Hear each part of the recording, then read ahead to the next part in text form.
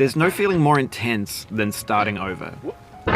If you deleted your homework the day before it was due, as I have, or if you left your wallet at home and you have to go back after spending an hour in the commute.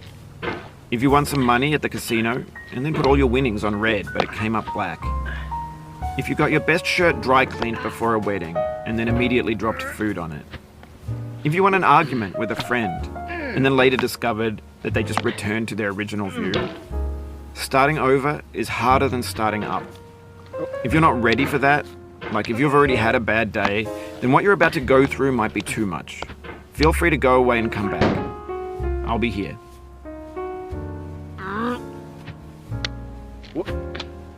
Alright, thanks for coming with me on this trip.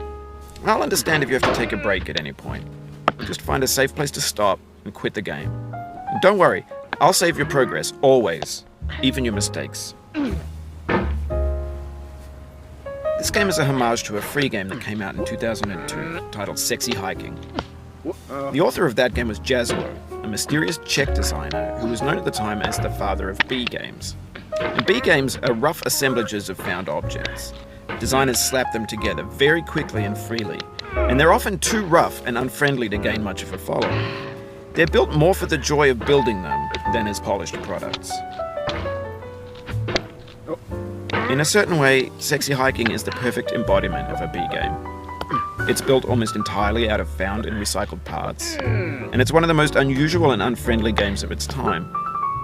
In it, your task is simply to drag yourself up a mountain with a hammer.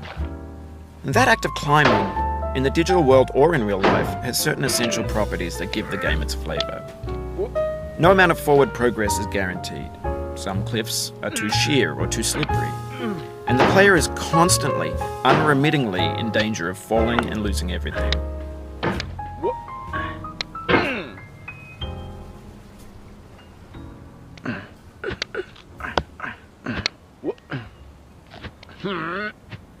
Oh, you just lost a lot of progress. That's a deep frustration, a real punch in the gut.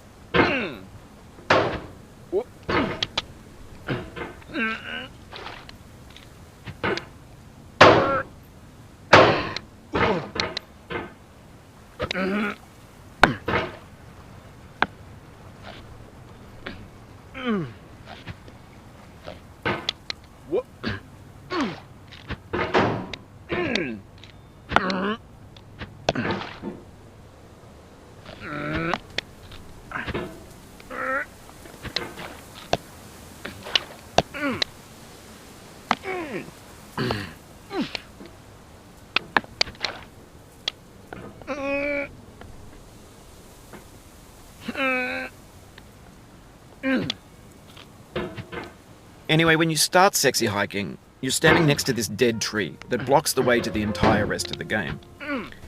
It might take you an hour to get over that tree, and a lot of people never got past it. You prod and you poke at it, exploring the limits of your reach and your strength, trying to find a way up and over. And there's a sense of truth in that lack of compromise.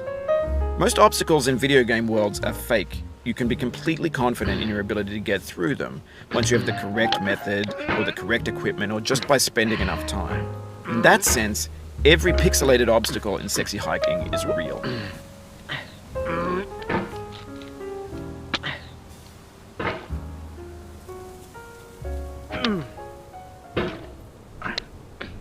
The obstacles in sexy hiking are unyielding, and that makes the game uniquely frustrating. But I'm not sure Jazzuo intended to make a frustrating game. The frustration is just essential to the act of climbing, and it's authentic to the process of building a game about climbing. A funny thing happened to me as I was building this mountain.